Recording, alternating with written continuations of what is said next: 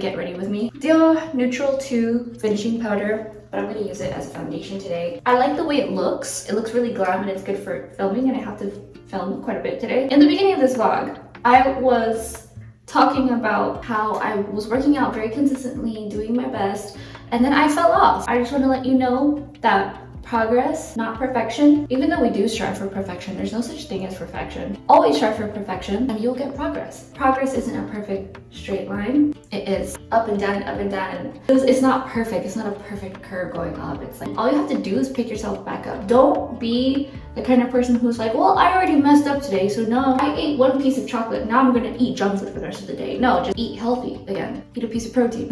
You don't have to be perfect. I think it's part of American culture too, because we have movies and people on set who essentially get ready for their wedding day on camera, actors, and we want to be like them. Or people who are influencers who look perfect all the time. Not an influencer, I don't consider myself one. I'm a blogger at the end of the day. Like, I sit down and write 1,000-word blog posts. I really think about prose, all of this stuff, not just like pictures and mood boards. I think that's beautiful too. I like to do that every now and again. My bags are Chanel luggage. Last night I went to bed so late. I was actually discussing something with someone, a business plan, and it just went late into the night. Sometimes in a lot of my vlogs, I'll notice that I'm very much living in the future, making all these plans.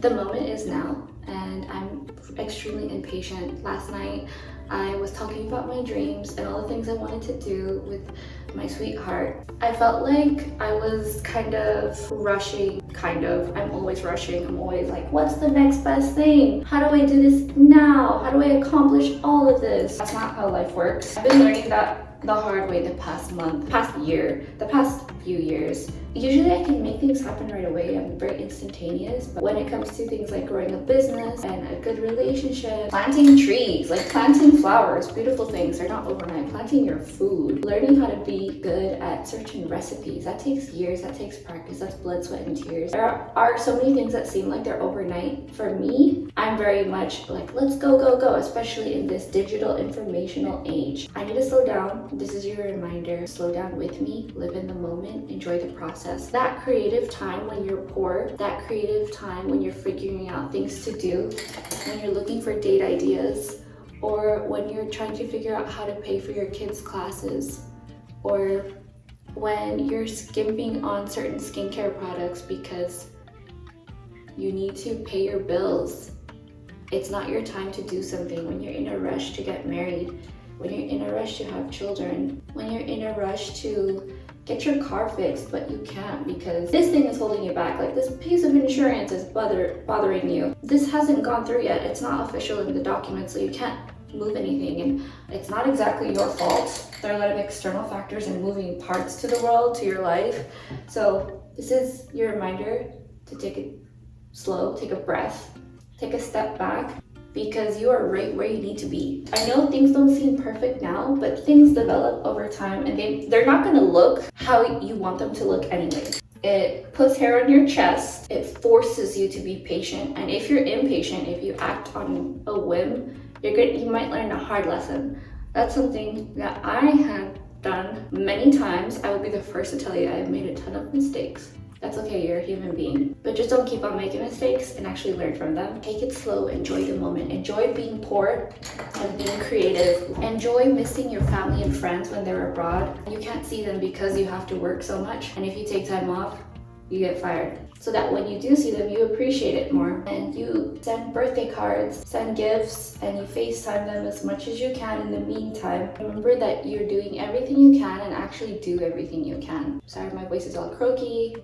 My sleep schedule today. Sometimes you just gotta stay up and talk about your dreams super late into the night with a person you love. Or sometimes you just do it with yourself in your journal or write it in your computer when you're waiting for your flight. Excuse me. A lot of problems that I have, I noticed, are solved with time. So being patient is the best thing you can do. And sometimes other people have to remind me of that.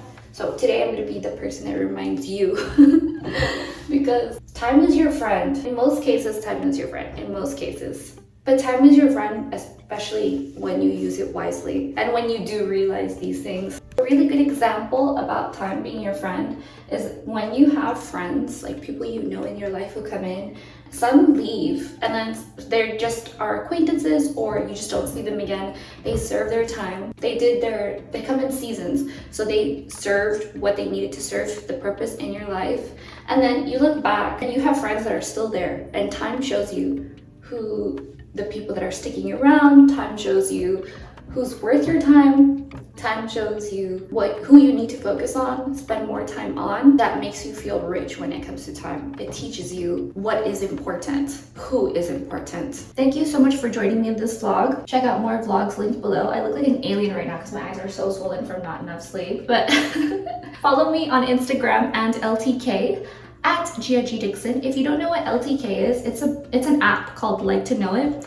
And you don't necessarily have to join the app. You can just check it out if you want to. But it's like Instagram where it has a feed and then pictures and videos of outfits that are linked. So if you like something I'm wearing, or if you see my makeup or like a shade of lipstick that you like that I'm wearing, it's linked in there and it will take you directly to that item. So you can check it out, learn more, you can shop. I earn a commission, but it doesn't have extra cost to you. It helps me out. It supports me making fun vlogs like this. If you want more daily inspiration, I post on Instagram. I post a lot of funny, silly things. And then I post a lot of beautiful, making life beautiful, cultivated aesthetic, and I'm posting more on IG stories. I post once a week, and I used to post every day. Then I post 3 times a week, and now I only post once a week because I have only so much time. And I want to post every day if I could. I would post, my dream is to post Tuesday, Thursday, Saturday. I'm figuring out the schedule and I'm gonna start posting a lot more on YouTube again. So much fun. It's good to see you guys. And I really love the process. It's something I like to watch. My visual journal, my family and friends from abroad can keep up with me. There's this long form, and then I have the Instagram version where it's a bit more in real time. I'm really bad at posting as soon as possible. And funny enough, on YouTube is where I'm the most updated. So if you subscribe and click the bell, get notified here. My newsletter, I try to do it once a week with outfit ideas. Thank you so much for watching. I would love to have you. You're always welcome. It's 100% free. Tell all your friends and watch this several thousand times. I hope to see you next time. And thank you again so much for watching.